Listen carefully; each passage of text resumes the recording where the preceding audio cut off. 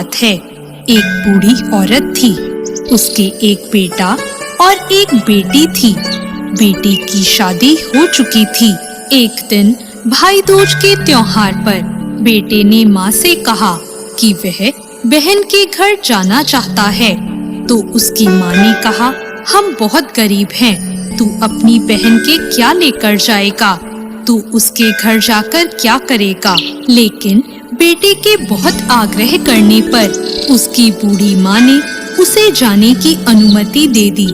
जब वह अपनी बहन से मिलने के लिए अपने घर से निकला तो रास्ते में उसे एक नदी मिली। तो नदी ने कहा, मैं तेरा काल हूँ, मैं तुझे डुबाऊंगी।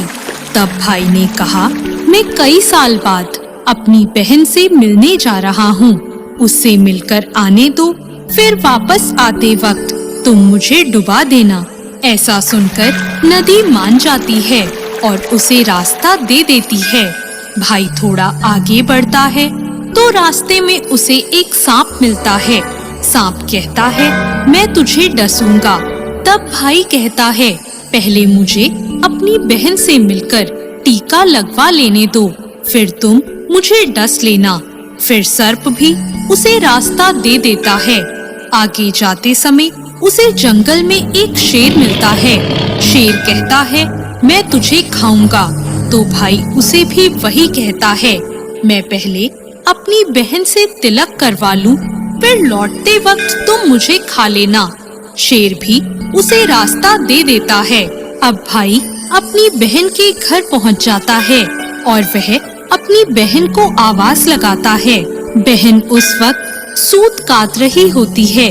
तब उसका सूत बीच में ही टूट जाता है।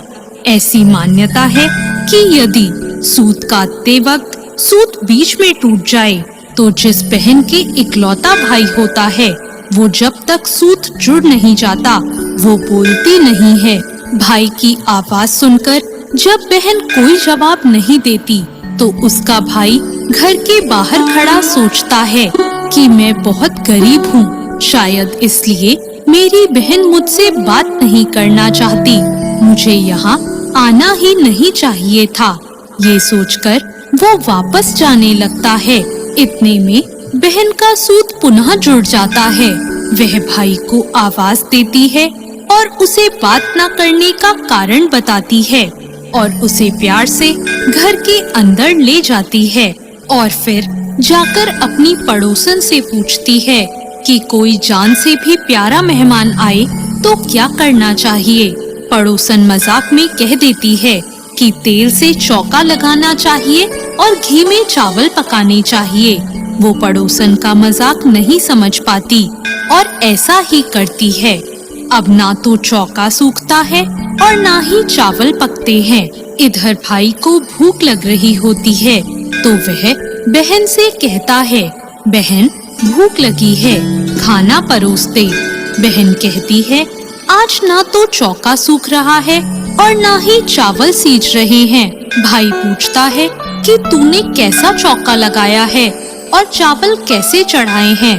बहन कहती है, मैंने पड़ोसन से पूछा था कि जान से प्यारा मेहमान आए तो क्या करना चाहिए, तो उसने कहा तेल से चौका लगाना चाहिए और घी में चावल पकाने चाहिए। भाई बोला, अरे मेरी भोली बहन, कभी तेल का चौका सूखा है और कभी घी में चावल पके हैं। तू ऐसा कर, पानी में चौका लगा और दूध में चावल पका। ऐसा करते ही चौका सूख जाता है और चावल भी पक जाते हैं।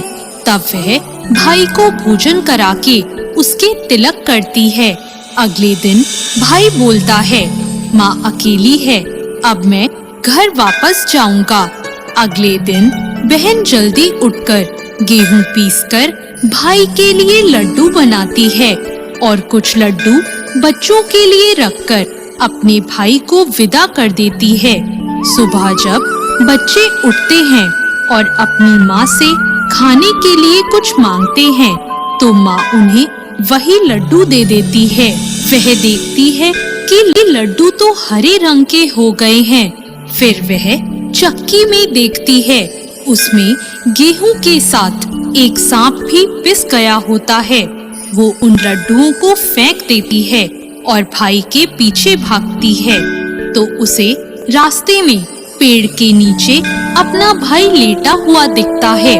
वह उससे पूछती है, मैंने तुझे जो लड्डू दिए थे वो तूने खाए तो नहीं? भाई कहता है, मैंने वो लड्डू अभी तक नहीं खाए, वो इस पेड़ पर टंगे हैं। वो पेड़ से लड्डू उतारती है और गड्ढा करके उन लड्डुओं को वहीं गाड़ देती है और अपने भाई को सारी बात बताती है। भाई कहता है, तूने मुझे एक बार तो मौत से बचा लिया, पर मैं अपने पीछे कईयों को साई देकर आया हूँ। और वह बहन को सारी बात बताता है। दोनों वहाँ बैठे बात कर रहे होते हैं तो बहन भाई से पानी मांगती है। तो भाई कहता है, थोड़ी दूर में एक तालाब है, मैं वहाँ से पानी लाकर आता हूँ। बहन कहती है, मैं खुद चली जाती हूँ और पानी पीकर आ जाती हूँ। बहन जब तालाब पर पहुँचती है तो देखती है कि वहाँ एक बूढ़ी औरत बैठी है। तो वह उसके पास जाकर उससे पूछती है कि तुम यहाँ क्यों बैठी हो? तब बुढ़िया कहती है, मैं विधाता हूँ, एक बहन के भाई का रास्ता देख रही हूँ। तब वह पूछती है, माता वह कौन भाई है? तब विधाता कहती है, एक भाई है जिसके प्यार में उसकी बहन ने एक निर्दोष सांप की हत्या कर दी है। वह सोचती है कि यह तो मेरा ही भाई है। वह घबराकर विधाता से पूछती है, माँ उस भाई को बचाने के लिए क्या करना होगा? विधाता उसे कहती है कि उसकी एक बहन है, वह उसे गालियाँ दे और उसकी शादी होने तक यदि वो हर घात टाल देती है तो उसका भाई बच सकता है। वो तुरंत अपने भाई के पास जाकर उससे कहती है कि मैं तुझे घर तक छोड़ने चलूंगी, पर रुक, मैं अभी आती हूँ। फिर वह शेर के लिए मांस, सांप के लिए दूध और नदी के लिए ओढ़नी लेकर आती है और दोनों भाई बहन आगे बढ़ते हैं। रास्ते में उन्हें शेर मिलता है। जब वह भाई को खाने के लिए आता है तो बहन उसे मांस का टुकड़ा डाल देती है। शेर मांस के टुकड़े को खाने में लग जाता है और दोनों भाई बहन आगे बढ़ जाते हैं। आगे उन्हें एक सांप मिलता है। जैसे ही सांप उसके भाई को डसने आता है तो बहन दूध का कटोरा सांप के आगे रख देती है। सांप दूध पीने लग जाता है और दोनों फिर से आगे बढ़ जाते हैं। रास्ते में आगे चलकर उन्हें नदी मिलती है जो भाई को डुबाने के लिए तैयार रहती है। तो बहन नदी को ओढ़नी उड़ा देती है। खुश होकर नदी उन्हें रास्ता दे देती है। अब दोनों भाई बहन अपने घर पहुंच जाते हैं। अपनी बेटी को देखकर माँ बहुत खुश हो जाती है, पर बहन उसी समय अपने भाई को गाली देने लगती है। तब माँ कहती है, इसको यहाँ क्यों ले आया? तब भाई कहता है, माँ बहन तो बहुत अच्छी थी, पता नहीं घर आते ही इसे क्या हो गया। थोड़े दिनों में उसके भाई का रिश्ता आता है तो सब कहते हैं, बहन पागल तो है, बुरी है, पर भाग्यवान है। जब ससुराल वाले सगाई के लिए मिठाई लाते हैं तो बहन कहती है, इसकी मिठाई क्यों लाते हो? पहले मेरी मिठाई लाओ। और वह अपने भाई को गालियां देने लगती है। सगाई शुरू हो जाती है तो वहाँ आग लग जाती है। बहन को तो पहले ही पता था कि उसके भाई की घात है और वह तुरंत ही आग बुझा देती है। शादी के हर कार्यक्रम में बहन अपने भाई के साथ ही रहती है।